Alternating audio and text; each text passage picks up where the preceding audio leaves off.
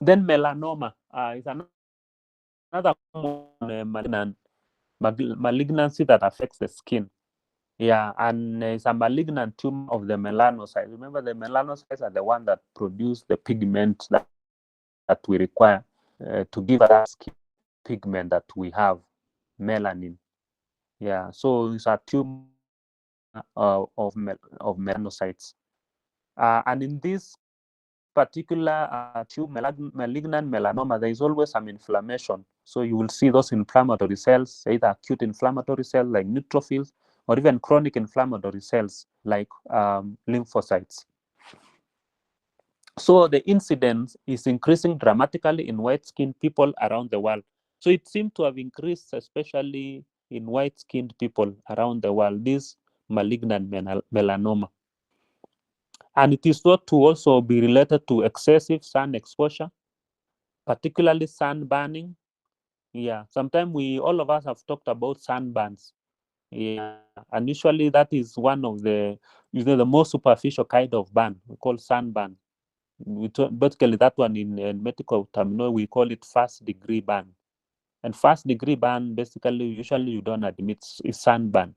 So particularly in sunburns, is believed to be the principal cause. So excessive sun exposure. So early presentation can be cured by primary excision of the lesion. So if you find it early, you can actually just excite that lesion, as in cut it out completely. Of course, with the surrounding normal tissue, you do wide excision. What we talked about wide excision last time. If you get it early before it metastasizes, it can just be cured by wide excision. You remove that area, the tumor plus the area around it. And the spread of malignant melanoma initially is via lymphatics to regional lymph nodes, but subsequently it can go into the blood, that is hematogenously. And of course, once it goes to the bloodstream, then it can go to any organ in the body. So risk of metastasis and prognosis depend on depth of tumor invasion.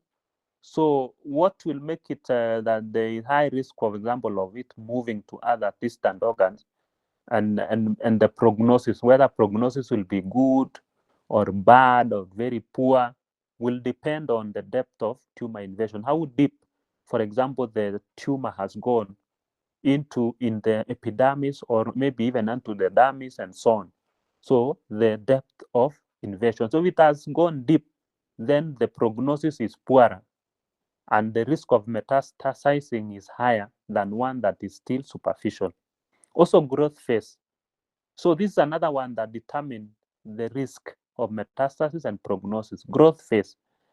So one that when we talk about being radial, that is growing along the surface.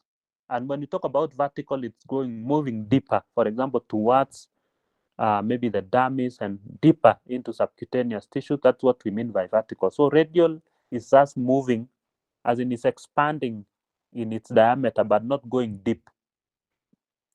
Yeah, so also if you find that it is involving lymphatics, or it has gone into the vessels, that is vascular, or perineural. That is, perineural is around the nerves.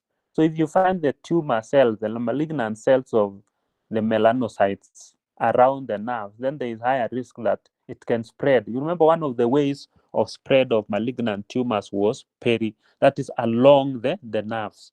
Yeah, along the nerves. So it has gone to the nerves, then there is higher risk that it can metastasize, and the prognosis is probably worse. So it usually presents as a new or changing pigmented lesion. So somebody comes with a lesion that is darkened. Sometimes they may even come as almost what sometimes we call birthmark. That is somebody with a darkened lesion on their skin. So usually as a new, so it may be something new that has just appeared, or changing pigmented lesion. Changing is today it's small, then tomorrow, a few days later, you're realizing it's becoming bigger. That darkened area is still to be expanding. So usually present as a new or changing pigmented lesion. Then of course we have many subtypes. Yeah, one of them is superficial spreading malignant melanoma in situ. So this one has not gone beyond, it has not breached the basement membrane, and it's superficially spreading. That means it's not going deep, it's just going superficially. and spreading. Then you can have invasive superficial spreading malignant melanoma. So it's superficial, but also spreading and is invading into deeper tissues. Then we have one that is nodular. So nodular mainly is like is growing vertical growth, that is growing deeper vertically rather than spreading superficially. And this was as a worse prognosis. So when you talk about adverse prognosis, nodular type has a worse prognosis. Then we have one we call lentiga maligna. It's a form of melanoma in situ. So these are form of melanoma in situ. And mostly these tend to be more common on the face of elderly patients. Then we have one that is called lentigo maligna melanoma. So unlike melanoma in situ, this one now is in invasive. Lentigo maligna melanoma, that is invasive. When you talk of lentigo maligna, it is melanoma in situ. But when it is lentigo maligna melanoma, that one now is invasive. And then, of course, when you come to examination, as we always say, when you see a patient, you have to take what you call a history. You have to ask them in their own words what is their problem. So they may come and tell you, I've had a growth, a hyperpigmented growth that has been changing, and I've seen it in the last maybe 3 months and so on. So that is history. And then, of course, you continue asking more questions just for clarification. Then you have to go on now and examine. Just like in any system, you need to do examination. And I'm sure even as nurses, there is nursing assessment where you actually do examination. You examine your patient. You look, maybe you feel, that means you inspect, you feel basically is you palpate. Then if necessary, in some scenario, like for example, the chest, you can percuss, and then you can even auscultate. And of course, in this case, on the skin, you don't have to do auscultation and so on. Probably you just look at it and maybe palpate. You don't even go to percussing and so on. So on examination, this was help us A, B, C, D, E. It helps you just remember that the first one you want to look is symmetry. So in cases of melanoma, you are likely to have asymmetry. That is, it is not symmetrical. So there's asymmetry for the A. And then when you look at the borders, they are not regular. Yeah, they are irregular. The borders, the border, you talk of a boundary of a place, for example, the boundary of Kenya with Tanzania, more of a straight line like that. But when you look at our border is not smooth, so the part go into Tanzania, that's out. So the border is irregular and ill-defined, so it's not well-defined. Then when you look at the color, another color is another thing you consider. There's variable pigmentation. So there are shades of black and brown. So some areas are very dark, some areas are brown, and so on. Yeah, so it's like variegated. I remember, I think in biology there was a time probably we talk about we were looking at variegated leaves. That is a leaf that are different coloration. Some greenish, others are almost pale. So that's what we used to call variegated leaf. So it has variable pigmentation. Then another thing you look at in examining malignant melanoma to determine is the diameter. So if you find that the diameter you measure it is more than 6 millimeters, so it means there is higher risk that it could be malignant melanoma. And then evolution. Evolution, basically, it is changing over time. So this week, the size maybe was 5 millimeters. Next week, after 2 weeks, you find it is 10 millimeters in size. And it's changing. Initially, it was pale color. Now it's becoming darker. So that's what basically we mean by evolution. So it's changing in color and maybe even in size over time.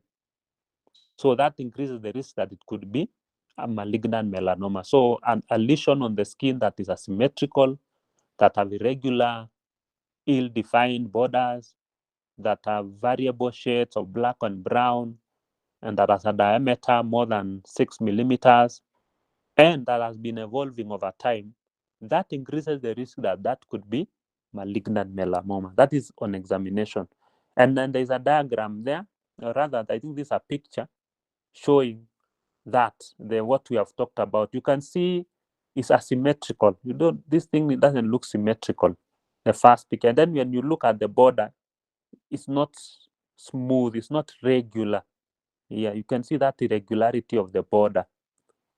And then the color, you see some places are a bit darker than others. So it's more variegated. There are different shades of black and brown there. So color. And then the diameter, as we said, if it's more than 6 millimeters, then it's likely there is a high risk that it could be melanoma. And then you see this one evolving over time. It was small.